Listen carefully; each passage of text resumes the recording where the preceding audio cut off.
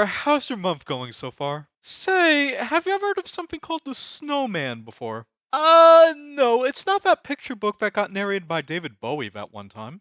That one was so adorable. Allow me to explain. This is a very dark mystery book by an author called Nesbø from Norway that got adapted into a very bad movie.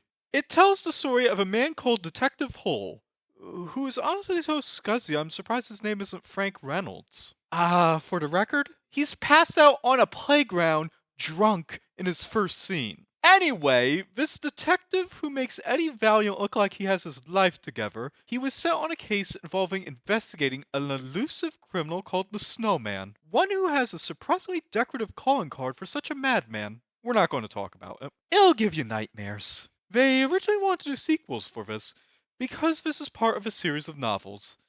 However, it's awkwardly paced, surprisingly tone-deaf, and features one of the weirdest advertising campaigns I've ever seen. Also, this plot is actually just a series of random events, and that is not a good sign if you're telling a mystery. Oh, and they're also adapting a book that's meant to be darkly hilarious, yet this film takes itself way more seriously than the source material does. This is a film that definitely has an identity crisis, but I honestly wouldn't know what to compare it to. It's kinda like how the Broadway Carrie musical had tone-deaf identity issues, but that was adapting a serious work and they were trying to make it silly, while this is the reverse.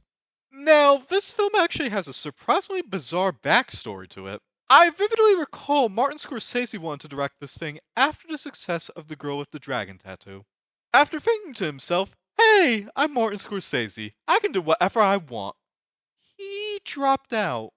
For some reason, this film kept chugging along like it was a choo-choo train, meaning that they randomly switched him out for a random director. Okay, what? They switched him out for a random director instead of canceling?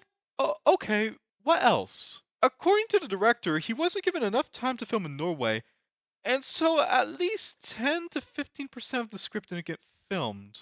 Which isn't a good sign for a mystery movie.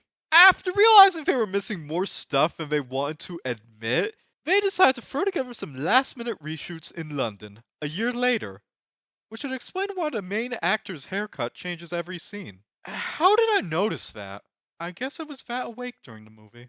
Also, if you're going to ask why the film director decided to adapt this book and why the author made this book, your guess is as good as mine, honestly. Because the premises of this case is so bizarre, I'm surprised this isn't a Florida Man story. Also, I know this is supposed to be a dark, gritty cop drama, but you could have set a more clean-cut guy for this stuff. You know, this kind of story would make more sense if the bad guy was wearing a snowman costume the entire movie. That would make it so funny. Could you imagine this detective guy trying to chase down a guy dressed as a snowman committing crimes? Like, yippee-ki-yay, snowman! On second thought, that would make a good action comedy. Catch you around and have a good rest of your month. Bye!